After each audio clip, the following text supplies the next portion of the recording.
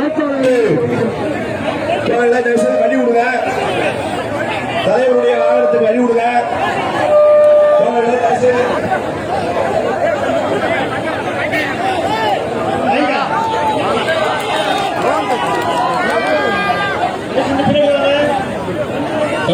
தலைவருடைய வாகனத்துக்கு யாரும் போவாதீங்க. ஒடுக்கப்பட்ட மக்களுக்காகவும் ஒட்டுமொத்த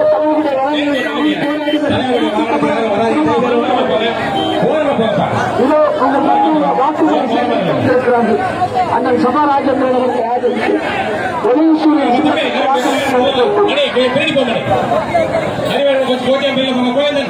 தலைவர் வாகனத்துக்கு யாரும் கிட்ட வராதீங்க. போகணும் அந்த பக்கம் யாரும் கிட்ட நெருங்க விடாதீங்க. நமது சின்னம் நமது சின்னம் நமது சின்னம் சட்டமன்ற கூட்டங்கள் தலைவருக்கு சட்டம் நம்பியது. நமது சின்னம் நமது சின்னம் நமது சின்னம் உதயசூரியன். நல்லா சொல்லு. உதயசூரியன். சட்டமா சொல்லு. உதயசூரியன். நமது சின்னம் உதயசூரியன். நமது வேட்பாளர் சபாராஜேந்திரன். நமது வேட்பாளர் சபாராஜேந்திரன். வெளிச்சம் தமிழர்கள் திருமாவளவன். ஒட்டுமொத்த தமிழர்களுக்காக போராடி கொண்டிருக்கிற போராளி தலைவன் வெளிச்சம் தமிழர் திருமாவளவன் இந்த மத்தியிலே உதயசூரியன் இல்லத்திற்கு வாக்களிங்கள். இணைந்த தமிழகத்தை மீட்டெடுக்க தளபதி தலைமையில் தமிழகத்தை மீட்டெடுக்க உதயசூரியனுக்கு வாக்களிங்கள் என்று கேட்டு உங்கள் கட்சியில் வந்திருக்கிறார். நம்ம எல்லாம் தலைமுறை வைத்த மகத்தான தலைவர் போராளி தலைவன் எழுச்சி தமிழர் நம் திருமாவளவன் இதை வந்திருக்கிறார். நமது சின்னம் நமது சின்னம் நமது சின்னம் நமது சின்னம்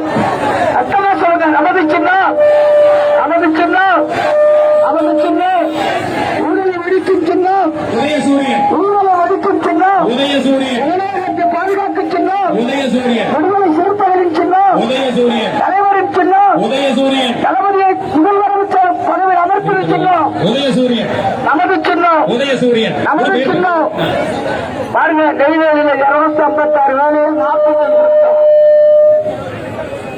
எல்லா நாட்டுங்கிறது நெய்வேலிக்கு தமிழ்ல படிச்சவங்க எல்லாம் வெளியில இருக்கணும். பாத்துங்க. அன்பார்ந்த தோழர்களே, தயவு செய்து யாரும் வந்து சத்தம் போடாதீங்க, யாரும் விசில் அடிக்காதீங்க. தலைவருடைய பாதுகாப்பு நமக்கு முக்கியம். கொரோனா தொற்று காலம், அனைவரும் இடைவெளி விட்டு அனைத்து பொதுமக்களுக்கு இடையூறு இல்லாமல் இருக்க வேண்டும். தலைவர் இங்கே நீண்ட நேரம் பேச வேண்டும் என்று நமது வெற்றி வேட்பாளர் கேட்டுக் கொண்டிருக்கிறார். நீங்கள் அமைதி காத்தீங்க என்றால் தலைவர் அதிக நேரம் பேசுவார்கள். அவர்கள் கூடுதல் நீங்கள் அனைவரும் பொதுமக்களுக்கு இடையூறு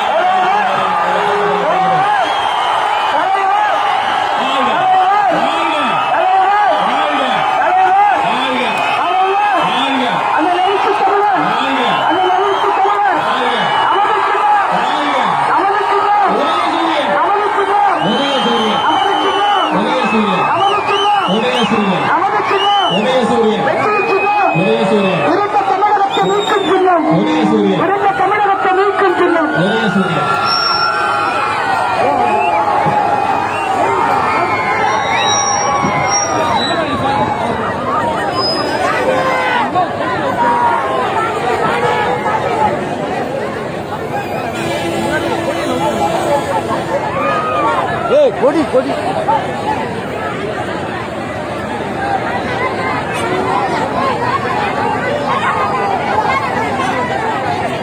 வாங்கடா உள்ள வாங்க.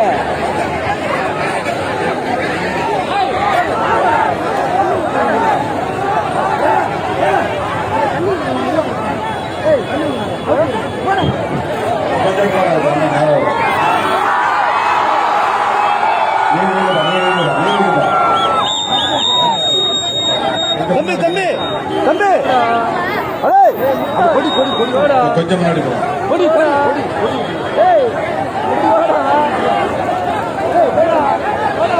நமது சின்னம் நமது சின்னம் வெற்றியின் சின்னம் வெற்றியின் சின்னம் திராவிட முன்னேற்ற கழகத்தின் சின்னம் காங்கிரஸ் பேர் இயக்கத்தின் சின்னம் சிபிஐ ஆதரிக்கும் சின்னம் மார்க்சிஸ்ட் ஆதரிக்கும் சின்னம் மதிமுக ஆதரிக்கும் சின்னம் தமிழக வாழ்வுரிமை கட்சியின் சின்னம் முஸ்லீம் லீக்கின் சின்னம் மனிதநேய மக்கள் கட்சியின் சின்னம் விடுதலை சிறுத்தைகளின் சின்னம்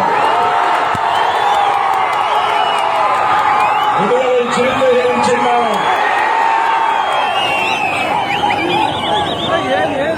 நமது வெற்றி வேட்பாளர் மதிப்பிற்குரிய அண்ணன் சபா ராஜேந்திரன் அவர்களே, திராவிட முன்னேற்ற கழகம் உள்ளிட்ட நமது தோழமை கட்சிகளை சார்ந்த மாவட்ட ஒன்றிய நகர பேரூர் நிர்வாகிகளை தொடர்ந்து நிலையிலும் இங்கே திரளாக கூடியிருக்கிற என் உயிரின் உயிரான விடுதலை சிறுத்தைகள்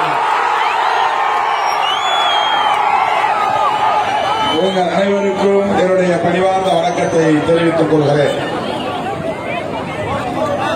அண்ணன் சபா ராஜேந்திரன் அவர்கள் உங்கள் அனைவருக்கும் நன்கு அறிமுகமானவர். நேற்காலமாக நம்முடைய இயக்கத்தோடு நெருக்கமாக இருக்கக்கூடியவர், இணக்கமாக இருக்கக்கூடியவர். ஏற்கனவே 2 முறை சட்டமன்ற உறுப்பினராக இருந்து பணியாற்றிய அனுபவம் உள்ளவர். குறிப்பாக இதே நெய்வேலி சட்டமன்ற தொகுதியில் கடந்த முறை 18,000 வாக்குகள் வித்தியாசத்தில் அவர் வெற்றி பெற்றவர். இன்றைக்கும் சட்டமன்ற உறுப்பினராக இந்த களத்தில் மீண்டும் போட்டியிடுகிறார். திராவிட முன்னேற்ற கழக தலைவர் அண்ணன் தளபதி அவர்களின் நம்பிக்கைக்கு பாத்திரமானவர். அதனால்தான் 4வது முறையாக திராவிட முன்னேற்ற கழகத்தின் வேட்பாளராக போட்டியிடக்கூடிய வாய்ப்பை பெற்றிருக்கிறார். 2வது முறையாக இதே நெய்வேலி தொகுதியில் வேட்பாளராக போட்டியிடக்கூடிய ஒரு வாய்ப்பை பெற்றிருக்கிறார். இந்த முறையும் அவருடைய வெற்றி உறுதியாகிவிட்டது. விடுதலை சிறுத்தைகள் அவரை வெற்றி பெற செய்வோம் என்பதை வெளிப்படையாக உறுதியளிக்கக்கூடிய வகையில் தான் நாம் இங்கே கூடியிருக்கிறோம். நாளை 10 மணிக்கே இந்த இடத்தில் நான் பேசிவிட்டு உங்களை எல்லாம் சந்தித்து வாழ்த்து சொல்லிவிட்டு காட்டுமன்னார் கோயில் தொகுதிக்கு நான் புறப்படுவதாக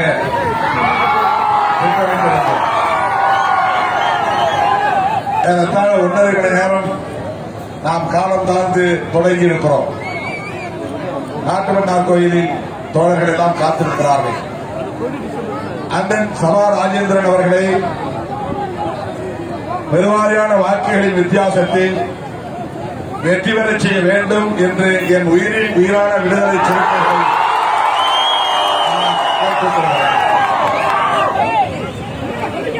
எஞ்சியுள்ள இந்த 5-6 நாட்களில் 31 ஆட்சி தேதி இந்த 4 நாளாக 5-6 நாட்கள்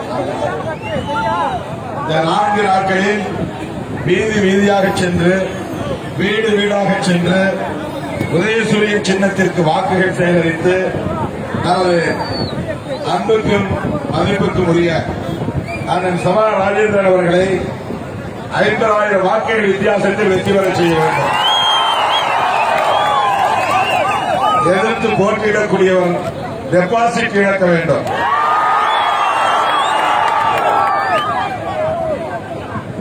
இந்த தேர்தலில் அதிமுக தலைமையிலான கூட்டணியை நாம்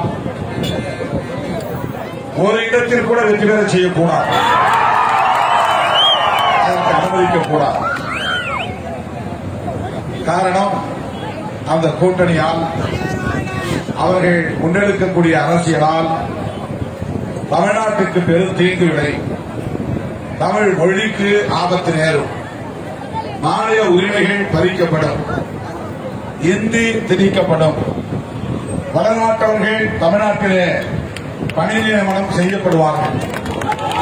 இந்த மண்ணின் மைந்தர்கள் நெய்வேலி நிலக்கரி நிறுவனத்தில் வேலை பெற முடியவில்லை. அண்மையிலே பொறியாளர்கள் தேர்வுக்கு அழைப்பு விடுக்கப்பட்டது. லட்சக்கணக்கானவர்கள் விண்ணப்பம் செய்தார்கள், தேர்வும் எழுதினார்கள். ஆனால் வட இந்தியர்களே அந்த தேர்வில் தேர்ச்சி பெற்றதாக அறிவித்து தமிழர்கள் ஒரு சிலரை தவிர அவ்வளவு பேரும் வட இந்திய மாநிலங்களை சார்ந்தவர்களை கொண்டு வந்து இங்கே நியமனம் செய்திருக்கிறது என்எல்சி நிர்வாகம். இது என்எல்சி நிர்வாகத்தின் நிலைப்பாடு என்று எண்ணிவிடக் கூடாது. மோடி அரசின் செயல் திட்டங்களுள் ஒன்று, சூது சூழ்ச்சிகளுள் ஒன்று. தமிழ்நாட்டில் இருப்பவர்களுக்கு, தமிழ்நாட்டை சார்ந்தவர்களுக்கு மட்டுமே வேலை வாய்ப்பு அளித்தால் இந்திய தேசத்திலிருந்து தமிழ்நாடு தமிழ் உணர்வு கொண்டு மேலோங்கி தனிமைப்பட்டுவிடும். ஆகவே எல்லா மாநிலங்களிலும் வட இந்தியர்களை நியமனம் செய்வதன் மூலம் அவர்களின் வழியாக இந்தியை திணிக்க முடியும், கலாச்சாரத்தை, வட இந்திய கலாச்சாரத்தை திணிக்க முடியும் என்கிற நம்பிக்கையோடுதான், ஒரு தொலைநோக்கு பார்வையோடுதான் RSS, பிஜேபி போன்ற இயக்கங்கள், கட்சிகள் திட்டமிட்டு செயல்பட்டு வருகின்றன. இதை நாம் நுட்பமாக புரிந்து கொள்ள வேண்டும்.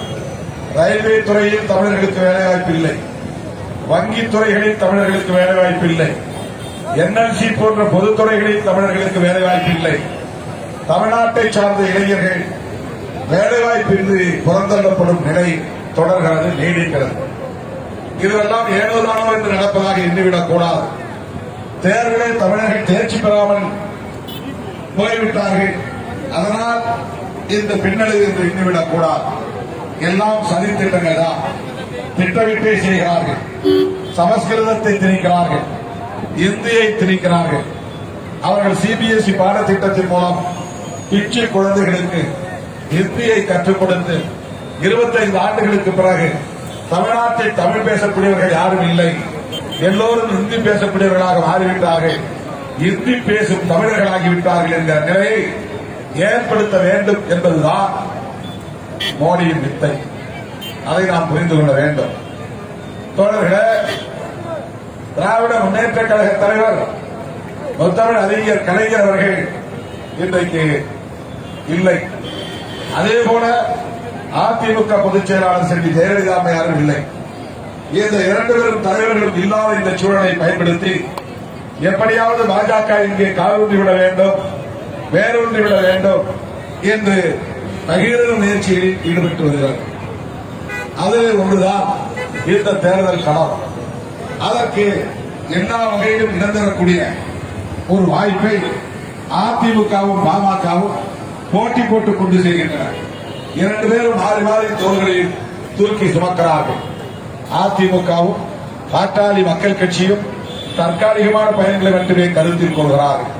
தமிழ்நாட்டில் இருப்பவர்களுக்கு வேலை கிடைத்தால் என்ன, கிடைக்காவிட்டால் என்ன, சமூக நீதி தமிழ்நாட்டில் இருந்தால் என்ன, இல்லாவிட்டால் என்ன, மொழி உணர்வு மழுங்கினால் என்ன, அழிந்தால் என்ன, இன உணர்வு இல்லாமல் போனால் என்ன, இருந்தால் என்ன என்கிற ஒரு அடிப்படையில் தான் அதிமுகவும் பாமகவும் இந்த தேர்தலில் பதவி அடைந்தால் போதும் என்கிற அடிப்படையில் செயல்படுகிறார்கள்.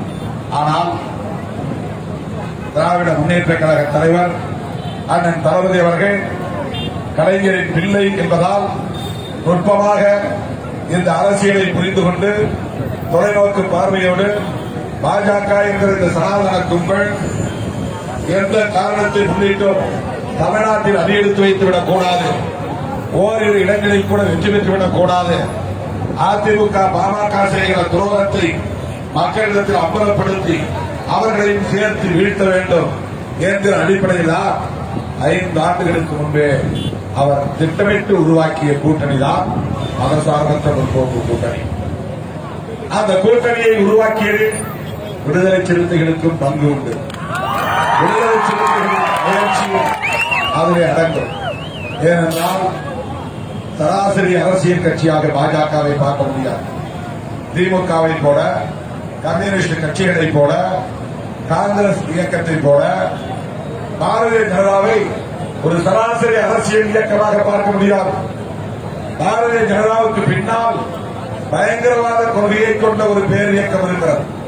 கிட்டத்தட்ட 100 ஆண்டு கால வரலாற்று பின்னணி உள்ள ஒரு இயக்கம்.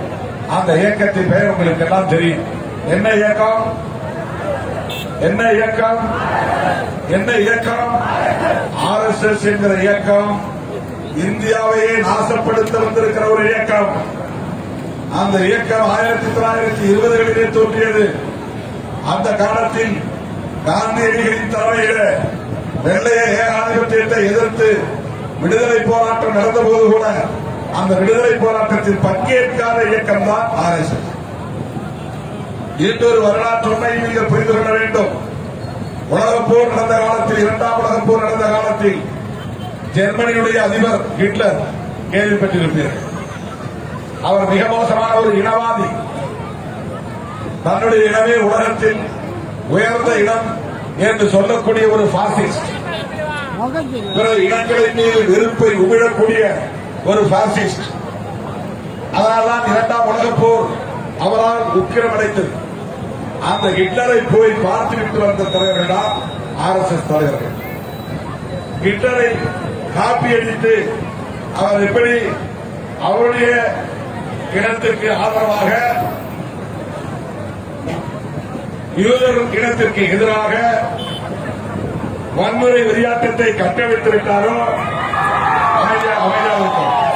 வன்முறை வெறியாட்டத்தை கட்டவிழ்த்து விட்டாரோ, லட்சக்கணக்கானவர்களை படுகொலை செய்தாரோ, விஞ்ஞானிகளை கூட அவர்கள் யூதர்களாக இருந்தால் அவர்களை படுகொலை செய்யக்கூடிய ஒரு இன வெறியை நீர்நோக்கி வளர்த்த ஒரு இனவெறியர் தான் ஹிட்லர்.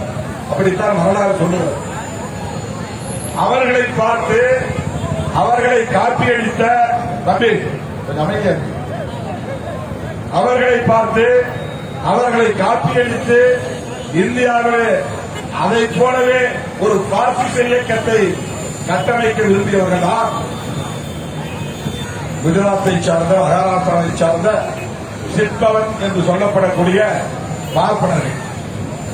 அவர்கள் உருவாக்கிய பார்ப்பனர்கள், அந்த சிற்பவன் பார்ப்பனர்கள் உருவாக்கிய இயக்கத்தின் பெயர்தான் RSS, ராஷ்டிரிய ஸ்வயசேவக் சங்.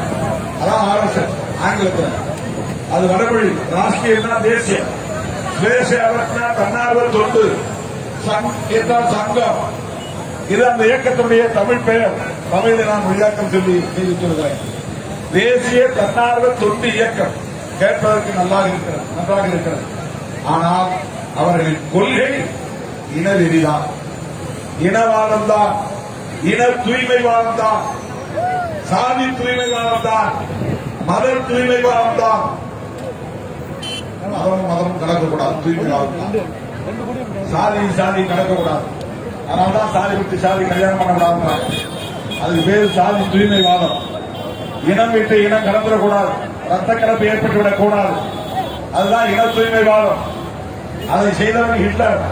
அவனை காப்பீடு வந்து இந்தியாவில் இயக்கம் உருவாக்கியதுதான் கோல்வாக்கரின் இயக்கம் RSS. அந்த இயக்கத்தின் நோக்கம் சனாதன தர்மம் இங்கே நிலைநாட்டப்பட வேண்டும். மீண்டும் எல்லோருக்கும் உயர்ந்தவன் பார்ப்பனன் பிராமணன். அவருக்கு கீழே எல்லா சாதியும் கீழ் சாதி தான். இங்க ஆண்ட பரம்பரையில் நம்ம சொல்லிட்டு இருக்கிறாங்க இல்லையா?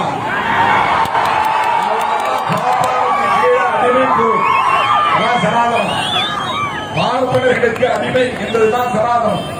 பார்ப்பனரை தவிர அத்தனை ஆண்ட பரம்பரைகளும் அடிமைகள் தான், சூத்திரர்கள் தான். அதுதான் சனாதனத்துடைய அரசியல். அதை எதிர்த்து நின்றவர்கள் தான் புறச்சாதிகள். சாதிக்குள்ளே இந்த சாதி இந்த தர்மத்துக்குள்ளே வரமாட்டோம் சொன்னவங்கதான் தலித்துகள் என்றும் பழங்குடிகள் என்றும் இன்றைக்கு அழைக்கிறார். புரட்சியாளர் அம்பேத்கர் வரலாற்றை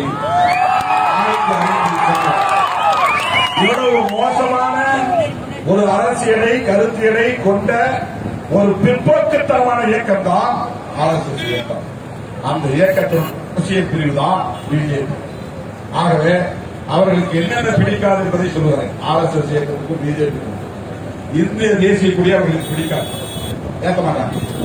யாரு? RSS இயக்கம் ஏற்க மாட்டாங்க. பிஜேபிக்காக மக்களுக்காக போய் கொடியேற்றுவான்.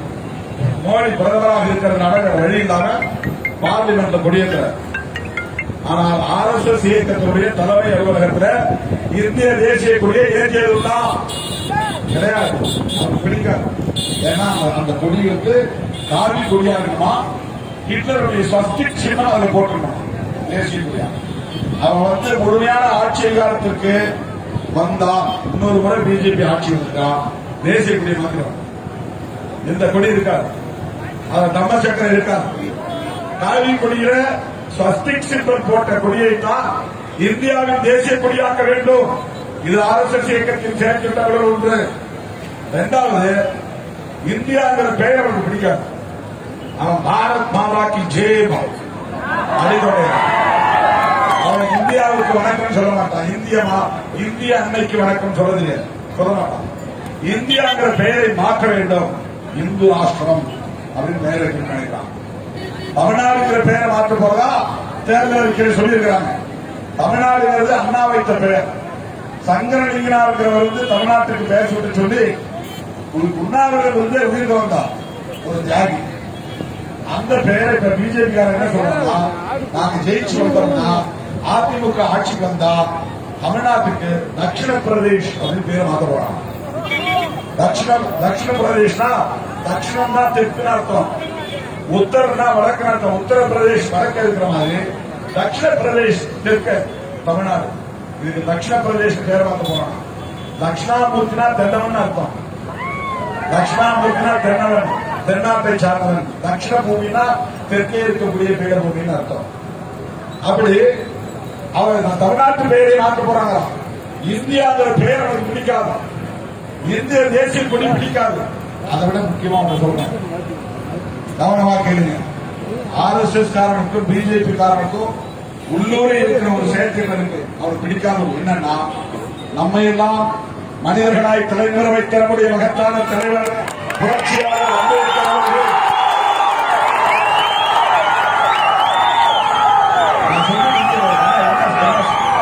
என்ன சொல்ல கேளுங்க. என்ன சொல்ல அம்பேத்கர் சொன்னே கத்துறீங்க, என்ன சொல்ல வரேன்னு கேளுங்க. நம்ம எல்லாம் மனிதர்களாய் தலைமுறை வைத்த நம்முடைய மகத்தான தலைவர் புரட்சியாளர் அம்பேத்கர் வகுத்தளித்த இந்திய அரசியலமைப்பு சட்டம் அவனுக்கு பிடிக்காது. யாருக்கு? RSS காரன். அவன் இந்த சட்டம் வந்த பிறகுதான் ஆடு மாடு மேய்ச்சவன், கொத்தடிமை வேலை செஞ்சவன், விவசாய தொழிலை செஞ்சுட்டு காட்டுல கிடந்தவன்லாம் படிச்சு வெள்ளச்சட்டம் போட்டு டாக்டர்ங்கிறான், என்ஜினியருங்கிறான், பெரிய பெரிய பொறுப்புகளுக்கு வரான், பேராசிரியருங்கிறான், துணைவேந்தருங்கிறான், நீதிபதிங்கிறான், வழக்கறிஞருங்கிறான், பள்ளி ஆசிரியருங்கிறான். இந்த மாதிரி வருவதற்கு எது காரணம்? இந்திய அரசமைப்பு சட்டம் தான் காரணம். இந்திய அரசமைப்பு சட்டம் வராமல் இருந்திருந்தா, அதுவும் அம்பேத்கர் இல்லாமல் இருந்திருந்தால் சோசியல் ஜஸ்டிஸ் அப்படிங்கிற சமூக நீதி உருவாகி இருக்காது. சமூக நீதி உருவாகவில்லை என்றால் எஸ்சி, எஸ்டி, ஓபிசி, ஓபிசினா அதர் பேக்வர்ட் கிளாஸ், அததான் தமிழ்நாட்டை பொறுத்தவரை எம்பிசிங்கிறது ஓபிசி தான், பிசிங்கிறது ஓபிசி தான். அவங்களுக்கு இடஒதுக்கீடு எப்ப வந்ததுன்னா மண்டல் கமிஷன் பரிந்துரைக்கும் தான். மண்டல் கமிஷன் பரிந்துரையை நடைமுறைப்படுத்தும் எப்ப நடைமுறைக்கு வந்ததுன்னா பிபிசி பிரதமராக இருந்த போதுதான். அப்போ அவருக்கு ஆதரவா இருந்தது யாருன்னா ராம்விலாஸ் பாஸ்வான், ஒரு தலித் நேஷனல் லீடர், தேசிய அளவிலான தலைவர். இந்திய அளவில் ஓபிசிக்கு, அதாவது எம்பிசி, பிசி, வன்னியர் உள்ளிட்ட எல்லா சமூகத்தை சார்ந்தவர்களுக்கும் இடஒதுக்கீடு தரலாம் என்ற போது இந்தியாவிலேயே அப்படி தரக்கூடாது என்று எதிர்ப்பு தெரிவித்த ஒரே இயக்கம் பிஜேபி தான்.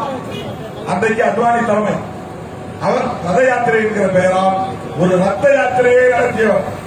இவர்கள் உண்மையிலேயே எம்பிசிக்கு பாதுகாவலர்களாக இருந்தால் பிஜேபி கூட்டணி வைப்பார்களா? பாட்டாளி மக்கள் கட்சியை பார்த்து நான் கேட்கிறேன், அதிமுகவை பார்த்து கேட்கிறேன். இந்திய அளவில் ஓபிசிக்கு இடஒதுக்கீடு வழங்க வேண்டும் என்கிற போது ஆதரவு தெரிவித்தவர்கள் தலித் தலைவர்கள். ராம்விலாஸ் பாஸ்வான் ஆதரவு தெரிவித்தார், ராம்தாஸ் அத்வானி ஆதரவு தெரிவித்தார், செல்வி மாயாவதி ஆதரவு தெரிவித்தார், தமிழ்நாட்டின் விடுதலை சிறுத்தைகள் ஆதரவு தெரிவித்தார். தெரிவிக்கவில்லை. ஆனால் ஓபிசிக்கு இடஒதுக்கீடு கொடுக்கக்கூடாது என்று வட இந்திய மாநிலங்களிலே வன்முறையை கட்டமைத்து விட்டது அத்வானி தலைமையிலான பிஜேபி. அதனுடைய தொடர்ச்சி தான் பாபர் மசூதி அந்த ரத்த யாத்திரை. அவங்களோட இன்னைக்கு எடப்பாடி பழனிசாமி, ஓ பன்னீர்செல்வம், மருத்துவர் ராமதாஸ் போன்றவர்கள் எல்லாம் கைகுலுக்கிக் கொண்டு, கூடி குழாவிக் கொண்டு, தோளிலே சுமந்து கொண்டு, பல்லக்கு தூக்கிக் கொண்டு இங்கே மக்களிடத்தில் வந்து கொண்டிருக்கிறார்கள். ஓபிசி மக்கள் இதை நினைவிலே கொள்ள வேண்டும். அடுத்து RSS பிஜேபிக்கு பிடிக்காத இன்னொன்று என்ன தெரியுமா? இந்திய தேசிய கொடி பிடிக்காது, இந்தியா என்கிற பெயர் பிடிக்காது, இந்திய அரசமைப்பு சட்டம் பிடிக்காது, குறிப்பாக சமூக நீதி பிடிக்காது. சமூக நீதி பிடிக்காது. நாலாவது பல மதங்கள் இங்கே இருப்பது பிடிக்காது. ஒரே மதம் தான் இந்தியா. ஐந்தாவது பல மொழிகள் பேசக்கூடிய இருக்கக்கூடாது, ஒரே மொழிதான் பேசணும். ஆறாவது மாநில கட்சிகள், மாநில உரிமைகள் பேசக்கூடாது. ஒரே தேசம், ஒரே கலாச்சாரம், ஒரே தேசம், ஒரே கல்வி, ஒரே தேசம், ஒரே கட்சி, ஒரே கட்சி, ஒரே ஆட்சி. இதெல்லாம் RSS இயக்கத்தினுடைய திட்டம். இதையெல்லாம் நடைமுறைப்படுத்துவதுதான் பிஜேபி திட்டம். அதனால்தான் பிஜேபி தமிழ்நாட்டிலே வந்து அதிமுக மூலமாகவோ பாமக மூலமாகவோ அடியெடுத்து வைத்து விட்டால், காரோட்டு விட்டால் தமிழ்நாடு பாழாகிவிடும். இவ்வளவு காலம் பெரியாரால் பக்குவப்படுத்தப்பட்ட இந்த பூமி, அண்ணாவால் செழுமைப்படுத்தப்பட்ட இந்த பூமி, கலைஞரால் காப்பாற்றப்பட்ட இந்த பூமி பாழ்பட்டு போகும் தலைவர்களே, தோழர்களே. மிக மோசமாக தமிழ்நாட்டை சிதைத்து சின்ன பின்னமாக்கி விடுவார்கள். அதன் பிறகு இங்க சாதி வெறியும் மத வெறியும் தான் மேலும் வைக்கிறோம். பிஜேபிக்கான ஒரு நாள் நம்முடைய அடிப்படை பிரச்சனைகளுக்காக போராடியதில்லை. குடிநீர் கேட்டு போராடி இருக்கிறானா? சாலை வசதி கேட்டு போராடி இருக்கிறானா? சுடுகாடு இல்லாத மக்களுக்கு சுடுகாடு கேட்டு போராடி இருக்கிறானா? சுடுகாடு இருந்தாலும் சுடுகாட்டு பாதை இல்லை என்கிற மக்களுக்காக சுடுகாட்டு பாதை கேட்டு போராடி இருக்கிறானா? முதியோர் பென்ஷன் கேட்டு போராடி இருக்கிறானா? விவசாயிகளுக்கு மின்சாரம் கேட்டு போராடி இருக்கிறானா? விவசாயிகளின் கடன்களை தள்ளுபடி செய்ய என்று போராடி இருக்கிறானா? ஹைட்ரோ கார்பன் திட்டம் வேண்டாம் என்று போராடி இருக்கிறானா? நெய்வேலி நிலம் கொடுத்த மக்களுக்கு வேலை வேண்டும் என்று கேட்டு போராடி இருக்கிறானா? இங்கே இன்னும் நிரந்தரம் செய்யப்படாத பல தொழிலாளர்கள், ஒப்பந்த தொழிலாளர்கள் இருக்கிறார்கள். அந்த ஒப்பந்த தொழிலாளர்களை பணிநிரந்தரம் செய்ய வேண்டும் என்று போராடி இருக்கிறானா? கல்வி கடனை தள்ளுபடி செய்ய சொல்லி போராடி இருக்கிறானா? தாய்கோட் கடனை தள்ளுபடி செய்ய சொல்லி போராடி இருக்கிறானா? பெண்ணுரிமைக்காக குரல் கொடுத்திருக்கிறானா? தெரிஞ்சதுன்னா இவன் இந்து, இவன் முஸ்லீம், இவன் கிறிஸ்டியன், மத விருப்பங்களை தான் எங்க கடவுளை கிண்டல் பண்ணிட்டான். உனக்கு அடிப்படையான தேவை என்னவோ அதை பேச மாட்டான். மோடி அங்கிருந்து வந்து இங்க பேசுறார். ரவுடிகளை எல்லாம் கட்சியில் சேர்த்துக் கொண்ட மோடிக்கு திமுகவையோ விடுதலை சிறுத்தைகளையோ விமர்சிப்பதற்கு எந்த அருகதையும் கிடையாது. இன்னைக்கு ரவுடிகளின் கூடாரமாக இருப்பது பாரதிய ஜனதா கட்சி தான். ரவுடிகளின் கூடாரமாக இருக்கிறது, நாடாவதியானவர்களின் கூடாரமாக இருக்கிறது.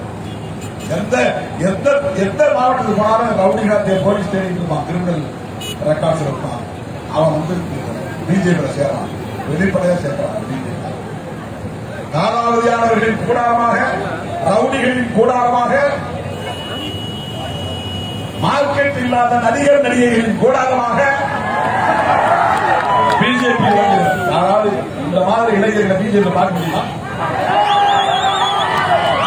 தமிழ்நாட்டிலேயே லட்சக்கணக்கான இளைஞர்களை கொண்ட பேர் இயக்கம் விடுதலை சிறுத்தைகள் மோடி வராங்க. அங்க போய் ஆள் அதிகம் கொண்டாங்க. அவர் என்ன பேசுறாருன்னு யாருக்கும் தெரியாது. ஜனங்க எல்லாம் வெத்தலை பாக்கு போட்டு உட்கார்ந்துருக்கிறாங்க, ஏற்கனவே குறிச்சியில் உட்கார்ந்துருக்கிறாங்க. அவர் சொல்றாரு தமிழ்நாட்டில் வந்து திமுக கூட்டணி தான் நிலாபகரிப்பில் ஈடுபடுதான், ரவுடிகளை வச்சிருக்கிறாங்களா, கட்ட பஞ்சாயத்து பேசுறாங்களா. பிஜேபி செய்யற பட்ட பஞ்சாயத்து விடவா எத்தனை மாநிலங்களில் ஆட்சியை கொண்டிருக்கிறார், எத்தனை சட்டமன்ற உறுப்பினர்கள் விலைக்கு வாங்கியிருக்கிறார்கள். இதை விட அநாகரிகத்தில் என்ன இருக்க முடியும்? கூட்டணி கட்சி எம்எல்ஏக்களையே விலைக்கு வாங்கக்கூடிய அருவருப்பான அரசியலை, அநாகரிகத்தை அரங்கேற்றக்கூடிய ஒரு கட்சி தான் பிஜேபி. கலைஞர் இல்லை என்று அவர்கள் நினைக்கிறார்கள். தாய் 8 அடி பாய்ந்தால் குட்டி 16 அடி பாயும். கலைஞர் இல்லாத இந்த காலத்தில் அண்ணன் தளபதி அவர்கள் கட்சியையும் கூட்டணியையும் கட்டுக்கோப்பாக வழிநடத்திக் கொண்டிருக்கிறார். அவர்களுக்கு இன்னொன்றை எச்சரிக்கையாக சொல்ல கடமைப்பட்டிருக்கிறேன். கலைஞர் இல்லாமல் இருக்கலாம், ஜெயலலிதா அம்மையார் இல்லாமல் இருக்கலாம், தமிழ்நாட்டிலே விடுதலை சிறுத்தைகள் இருக்கிறோம். சமாதான சக்திகளை எச்சரிக்கிறோம். சென்னை சேப்பாக்கத்தில் நான் சொன்னதை மீண்டும் சொல்ல விரும்புகிறேன். பிசிகாவா பாஜகவா நேருக்கு நேர் கருத்திய போராட்டம் விரட்டி அடிப்போம். இந்த மண் சமூக நீதி மண், இந்த மண் பெரியார் மண். இந்த மண்ணில் வாழாட்ட நினைத்தால் வாழை ஒட்ட நறுக்குவோம். சமாதானத்தில் வாழை ஒட்ட நறுக்குவோம். ரிட்டையர்டான ஐபிஎஸ் காரன், ரிட்டையர்டான ஐஏஎஸ் காரனா ரூமுக்குள்ள உட்கார்ந்து என்ன வேலை செய்யலாம்? ஃபீல்டுல உட்கார்ந்து வேலை செய்ய முடியாது. உன் கட்சியில எல்லாம் வந்து சேர்றாங்க, ரவுடிகளையும் சேர்த்துக்கிறாங்க, ஐஏஎஸையும் சேர்த்துக்கிறாங்க, சிரிப்பு நடிகரையும் சேர்த்துக்கிறாங்க, மார்க்கெட் இல்லாத நடிகரையும் சேர்த்துக்கிறாங்க. அப்படிப்பட்ட ஒரு கட்சி இன்றைக்கு தமிழ்நாட்டுக்குள்ளே, பாண்டிச்சேரிக்குள்ளே சனாதன பயங்கரவாதத்தை எப்படியாவது நிலைநிறுத்த வேண்டும் என்று துணியாய் பிடிக்கிறார்கள். பாசிசத்தை கட்டவிழ்த்துவிட பார்க்கிறார்கள். 2013 தொடர்ச்சியாக சொல்லி வருகிறேன். தமிழ்நாட்டை குறிவைக்கிறது பாஜக, சாதி சங்கங்களை சந்திக்கிறது. சேரிகளுக்கு வராங்க, இப்போ வந்து பாத பூஜை பண்ணுவாங்க, காலை காட்டுங்க கழுவிட்டு போவாங்க. அவங்களுக்கு வந்து சாதி உணர்வு வேணுமா, மத உணர்வு வேணுமா, சாமி உணர்வு வேணுமா? எங்களுக்கு சாமி பக்தி இருக்கு, நாங்க எப்படி சாமி இருக்கணும் எங்களுக்கு கூட தெரியும். எங்களுக்கு குலசாமி ஒவ்வொருத்தரும் தனித்தனியா குலசாமி இருக்கு, ஒவ்வொருத்தரும் தனித்தனியா குலசாமி இருக்கு. இவன் வந்து அந்த பக்திகளை ஒண்ணு போறாங்க.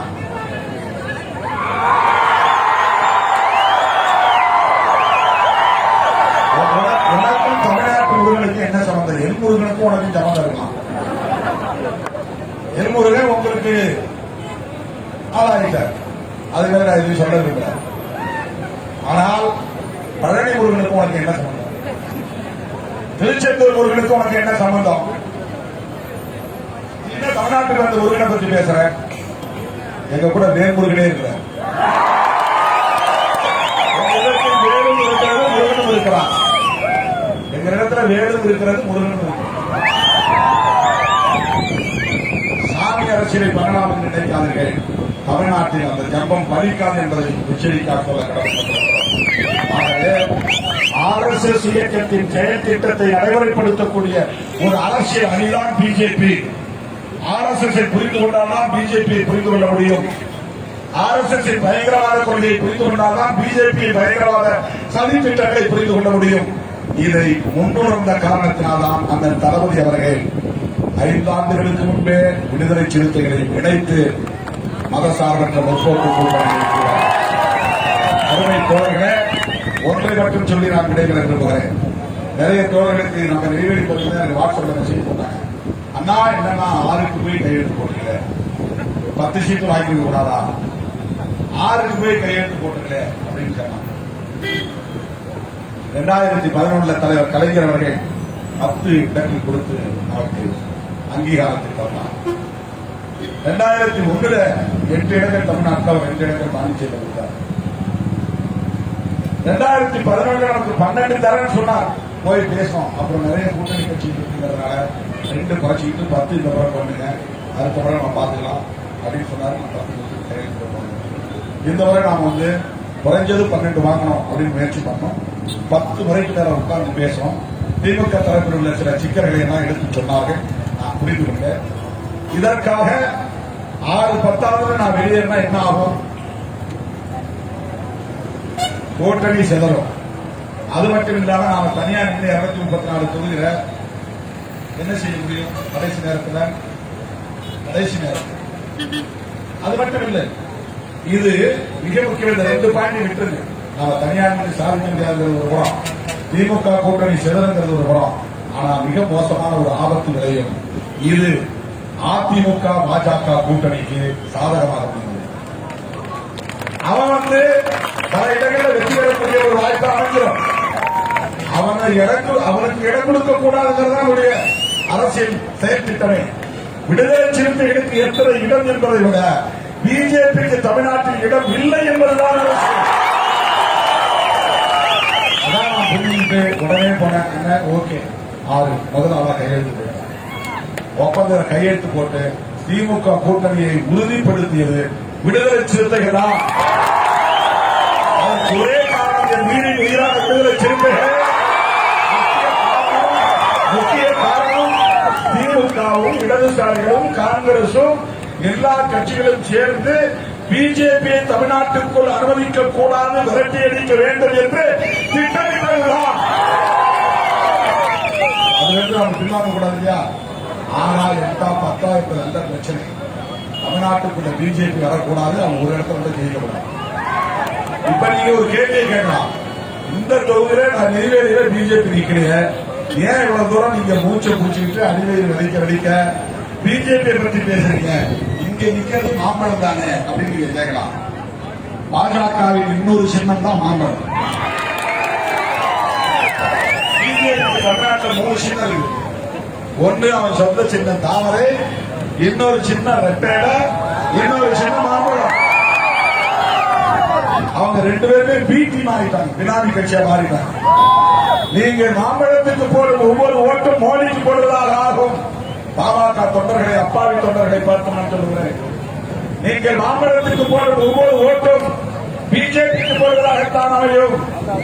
அப்பா தொண்டர்களை பார்த்து நான் சொல்லுகிறேன். நீங்கள் ரெட்டைக்கு போடுகிற ஒவ்வொரு ஓட்டும் நரேந்திர மோடிக்கு போடுவதாகத்தான் பொருள். எம்ஜிஆர் காலத்து ரெட்டையில இல்லை இது, ஜெயலலிதா காலத்து ரெட்டையில இல்லை இது, எடப்பாடி காலத்து ரெட்டையிலை, மோடியின் ரெட்டைகளை மறந்துவிடாதீர்கள். அதிமுக எத்தனை உறுப்பினர் போனாலும் அவன் பிஜேபி காரனாக வேலை செய்வான். பாட்டாளி மக்கள் கட்சி எத்தனை உறுப்பினர் போனாலும் அவர்களும் பிஜேபி காரர்களாகத்தான் வேலை செய்வார்கள். தமிழ்நாட்டை காப்பாற்ற வேண்டுமானால், தமிழ்நாட்டு மக்களை காப்பாற்ற வேண்டுமானால், தமிழ் மொழியை சமஸ்கிருத திணிப்பு இல்லாமல், இந்தி திணிப்பு இல்லாமல் தமிழ் மொழியை பாதுகாக்க வேண்டுமானால், என்எல்சி போன்ற பொதுத்துறைகளில் தமிழர்களுக்கு வேலைவாய்ப்பு கிடைக்க வேண்டுமானால், ஹைட்ரோ கார்பன் திட்டத்தை எதிர்த்து நம்முடைய விவசாயத்தை பாதுகாக்க வேண்டுமானால், சுற்றுச்சூழலை பாதுகாக்க வேண்டுமானால் திராவிட முன்னேற்ற கழகம் ஆட்சிக்கு வர வேண்டும். அண்ணன் தளபதி அவர்கள் தமிழ்நாட்டின் முதலமைச்சராக வர வேண்டும்.